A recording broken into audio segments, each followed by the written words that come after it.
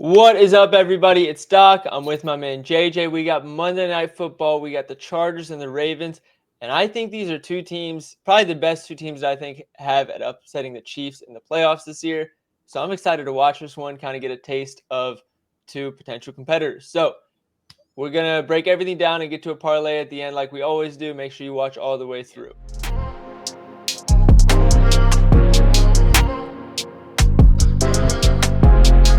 Welcome in, everybody. If you haven't already, like, subscribe. We appreciate any love that you guys can show for us.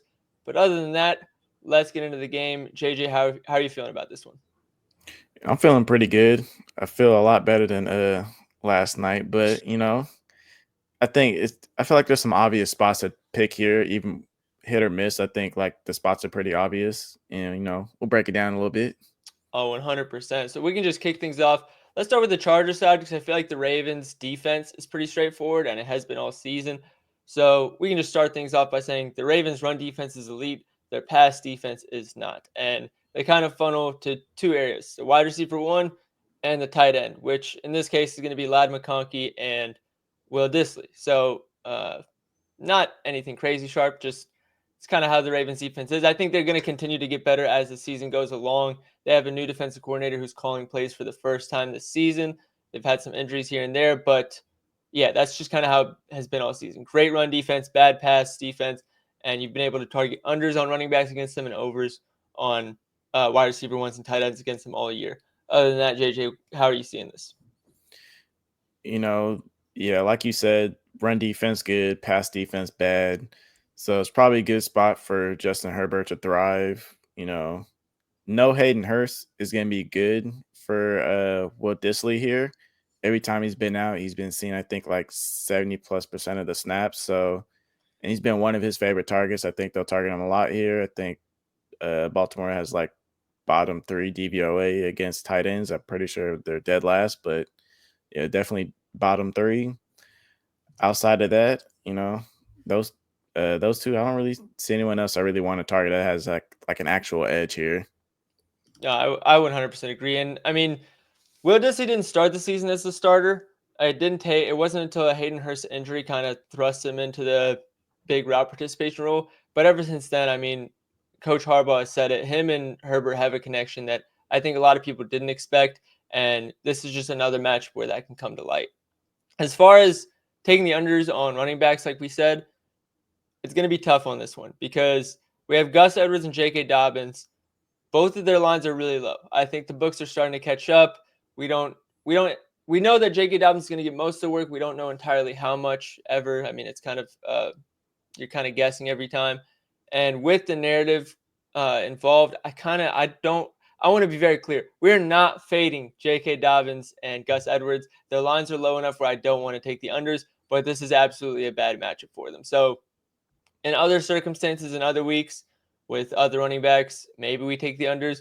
In this one, the lines are low enough. I think the books have it set where it should be. I'm staying away. JJ, I'm not sure if do you agree with me there? Yeah, when we break these games down, we talk about it schematically, not like, oh yeah, this is exactly who you should fade under, who you should take over. It's just how we see the game going. Yep. So with the lines, how they're set, it's just something to avoid. There's no edge. We try to look for an edge and like how teams want to attack each other. 100%. And just for the record, Baltimore is allowing the third most yards to tight ends this season. So I take yards over receptions because they're kind of middle of the pack in receptions, or a little worse than average. But against for yards, they're really bad. But I think that's the Baltimore defense side. LA offense is pretty straightforward. We can get to the other side of the ball with the Baltimore offense and the Chargers defense. JJ, I know you had an interesting tidbit that you found before we started recording, so I'll let you get to that one. Yeah, we're just gonna jump straight into the run game.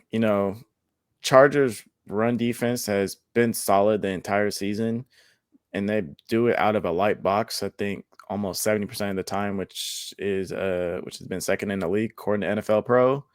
And I mean, when you get a light box and you get Derrick Henry, who's averaging like 6 yards a pop against a light box, it's gonna be difficult to stop. There's Oh, gonna yeah. you want to attack I think it's the sidelines against the Chargers passing wise, but I think they're going to try and spread him out here, especially when they get 12 personnel against a light box. Like, there should be a lot of good rushing lanes here for Derrick Henry tonight.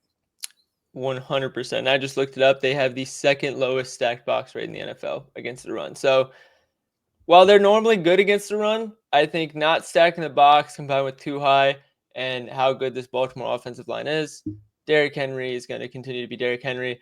And I think everybody saw what Saquon did last night. Derrick Henry knows that it's been him and Saquon as the top two running backs all year. Saquon just ran away with it last night. Derrick Henry has any sort of ego in him, he'll probably be itching to have a big game himself. So we'll see what happens. But as far as the passing game, I mean, Zay Flowers' lines are low. Rashad Bateman's been dealing with something throughout the week, so I'm not sure he's entirely healthy. Isaiah Likely's back in the mix after missing a week. Deontay Johnson that's been a whole thing the past 2 weeks, trying to figure out why the Baltimore even traded for him, because it's been reported that they kind of just got him because he was cheap, just in case Zay Flowers gets injured. They didn't really have a plan to use him otherwise. So there's just a lot going on in the passing game that I don't really want to touch. I don't know if you're seeing that any differently.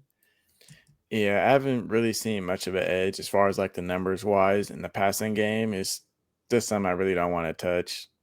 Yep. But I mean, if I had to guess, probably Zay Flowers. He's either going to give you like 20 yards or 100 yards. There's just been no in between for him. So, I mean, we'll see how that goes and how much they actually start to get Deontay Johnson more involved. So, it's just factors I just don't want to play with.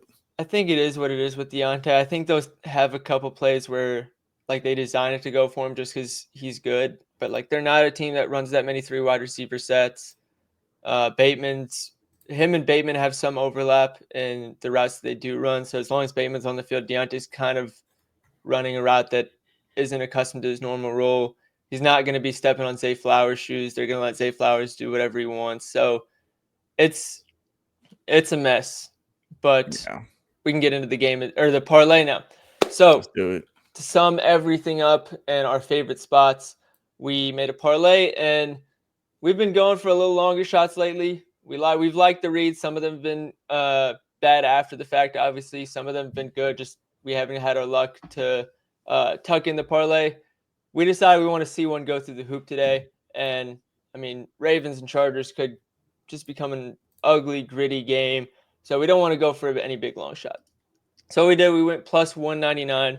And the first leg we went with is Will Dissly, 25 plus yards. Tight ends chew against the Ravens. There's no Hayden Hurst. And him and Herbert have been absolutely cooking together.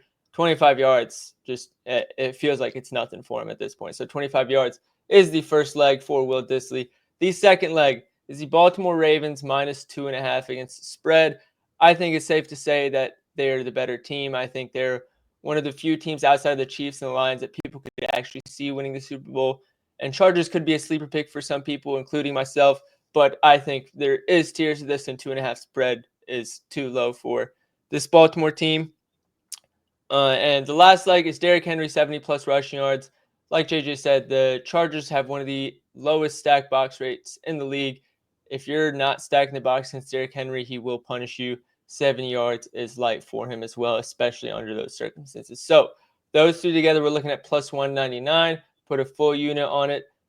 Other than that, I mean, good luck tonight if you guys are tailing. JJ, appreciate you as always. And if you haven't already, make sure you like, subscribe, because this is going to hit. We're going to be celebrating on the Thursday video, and you're going to be pissed if you see that Thursday video and you're like, damn, I didn't tail. So win with us. We want to win with you guys. We don't want to win alone. So tail this, lock it in, and we'll see you guys on the next show.